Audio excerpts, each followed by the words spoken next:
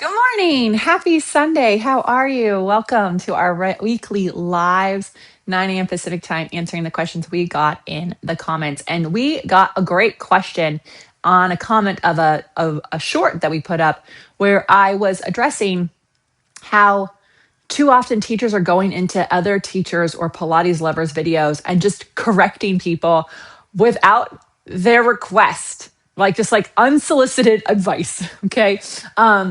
And I hate that. I think it's terrible. I think it's inappropriate. I think it's a waste of the commenter's time. And I think it negatively impacts people's excitement for learning. And I think excitement for learning is one of the most important things we need when it comes to our clients and future teachers and teachers doing, it's like sticking out in this industry. I believe Pilates is something you do for life. And if people are overcorrected without they ask of it, and even with it, it can like take the wind out of their sails and make them feel like they're not good enough, and then they don't come back because you're not going to be good when you're a beginner at something, right? So you're not going to be good when you're been doing Pilates for a long time, but you learn a new exercise. That new exercise you're a beginner at. So I think it's important to talk about learning styles, ways I teach. The question was like, what types of learning styles do you lean into the most when you're teaching in person? And I think in person, online, it's the same. But before I get into that, hi, welcome. Who's here, Brad? All of our people. Hi, Shills. Shills signed up for spring training, babe. Um, you guys, spring training, I believe the early bird is still on, but it won't be forever. So if you want to get 4 mat classes for I think $20 and 10 classes, which is mat and all equipment for $30, you need to sign up now. OPC.me/upcoming.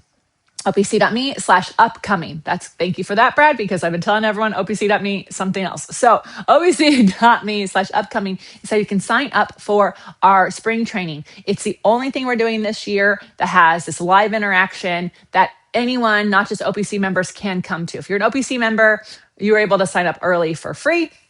Non-OPC members, there is a way to join OPC and then get spring training for free. You can check out the site for how that works. But it's $20 on early bird or $30 depending on which route you take.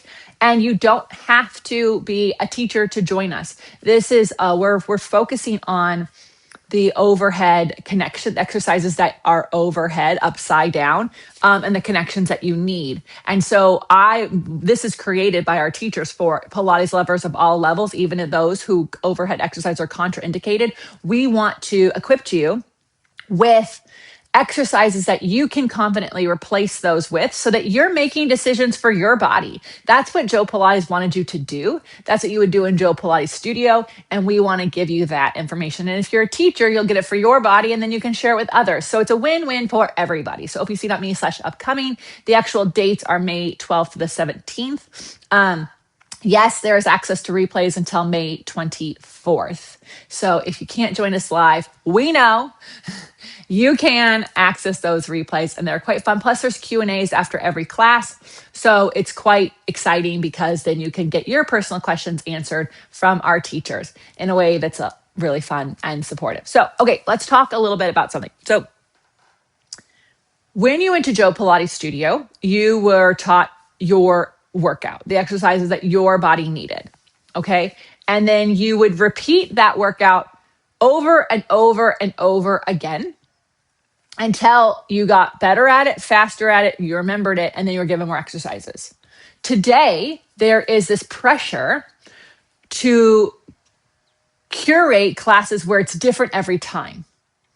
And I feel that as a OPC, every single week we have a new theme, but we don't change the order. We stick with the order, but we do emphasize a different theme.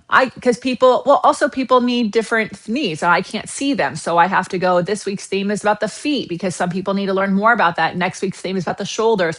Hopefully people remember the thing about the feet. So I feel you. I feel that that need, but I just want to say that in the rest of all movement practices, weightlifting, any type of sport, they are not changing their workouts every day. They are building upon what they did last week on the same day. So what I did today is the same workout I did last Sunday. Maybe a couple of different reps, maybe a little bit of weight, maybe an emphasis on speed. And last week, this workout was new to me. And I was really struggling with my balance and things like that. And this week, it got better because I got to repeat it. And so to answer the question of which learning style, auditory, visual, kinesthetic, do I lean into the most when I'm teaching, I really am actually auditory is one of the smallest ways that people actually can learn. There are people who can learn that way. You'll often know because they repeat you, because sometimes they need to hear themselves say the thing you said to learn it. But in a group class environment, auditory might be the smallest percentage of people in the group.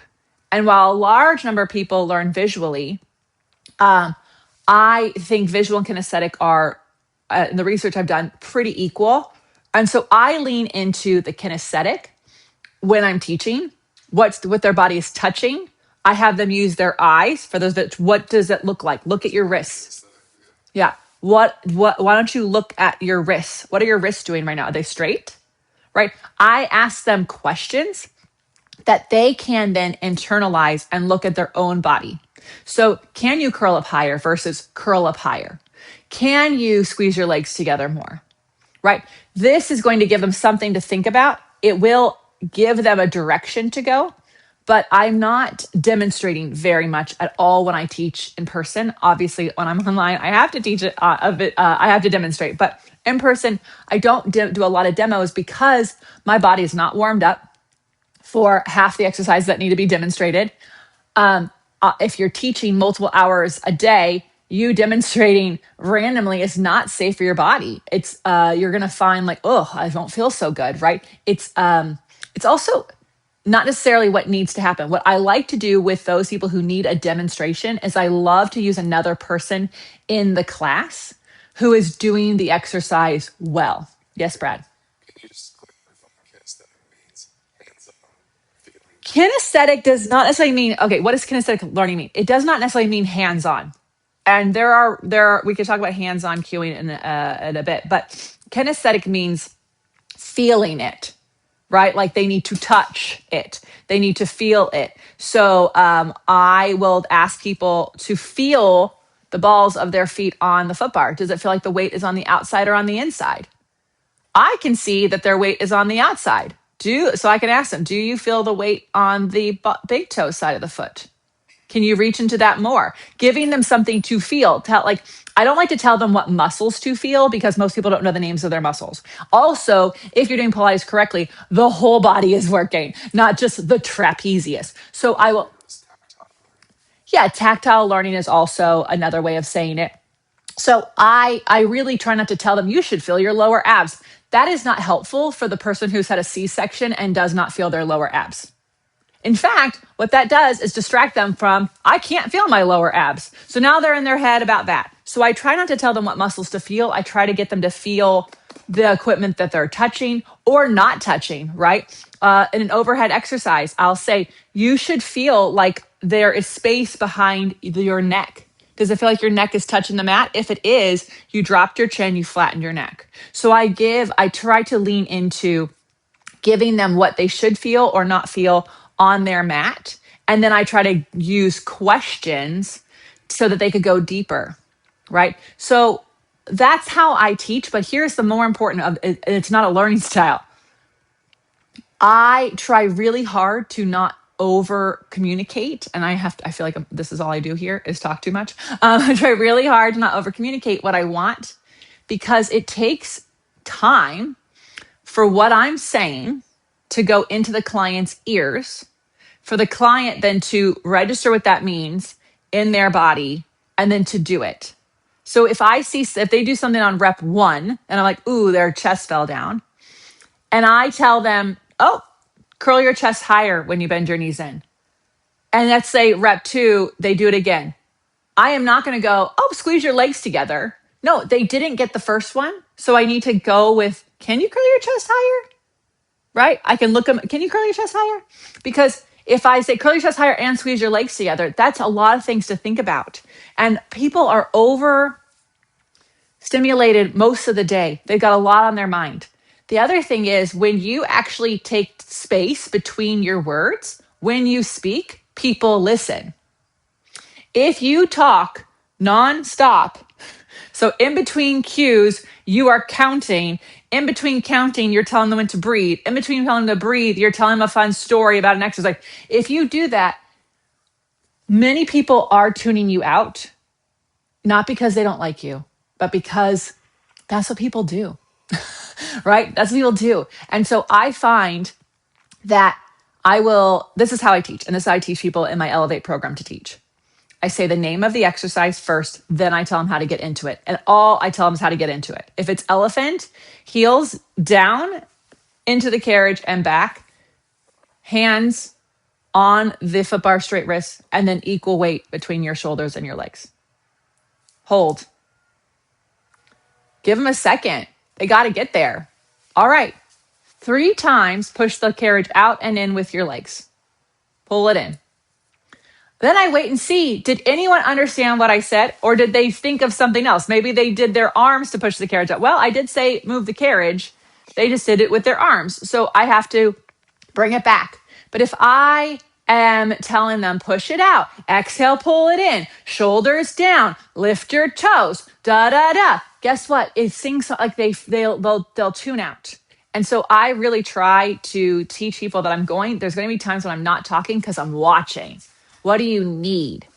And if I can watch what they need, I can then pick the best way to get someone to get better in an exercise. But if I'm talking the whole time, it's hard for me to be present to see what kind of learners do I even have in this room, right? Do I have people who are able to listen to the commands that I'm giving them?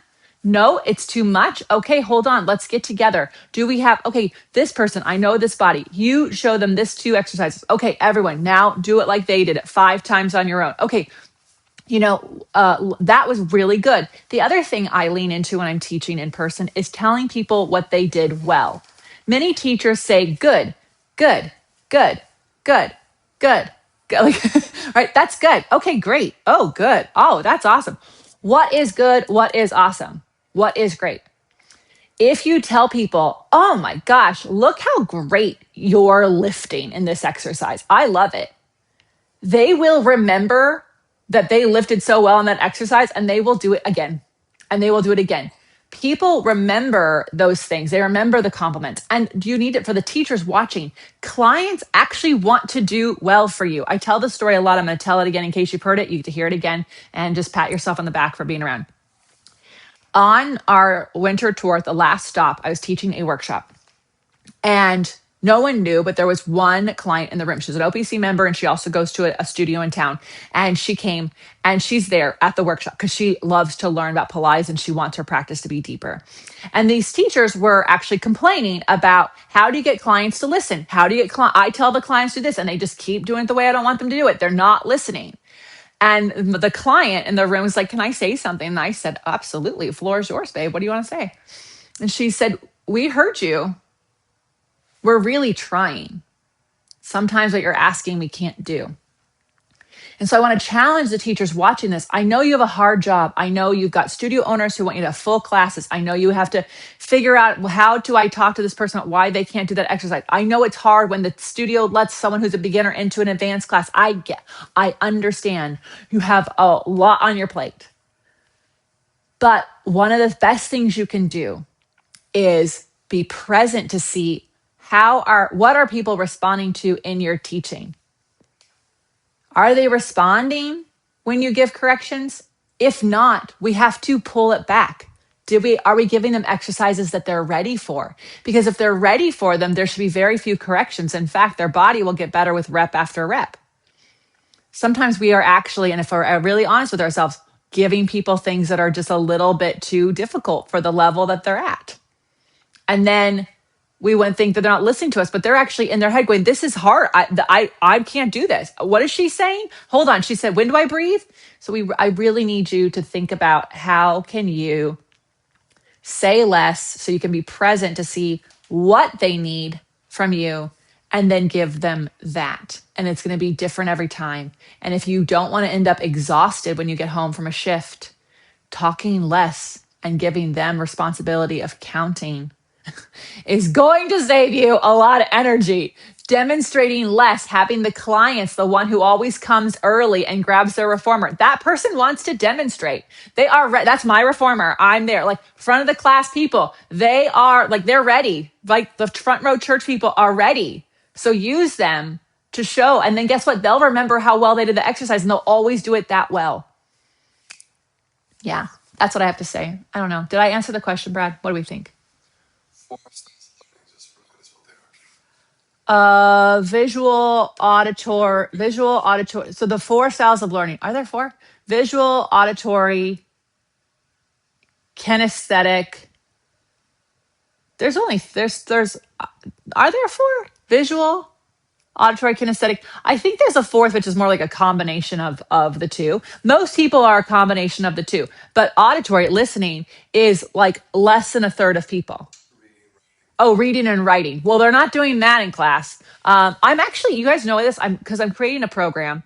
Hi, you heard it here first. I'm creating a teacher training program for new teachers and people who want to bridge. And I'm studying how people actually learn. Like, because I was a teacher trainer for a really long time.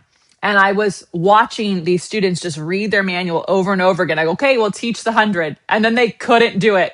And they go back to read, and then they try to teach.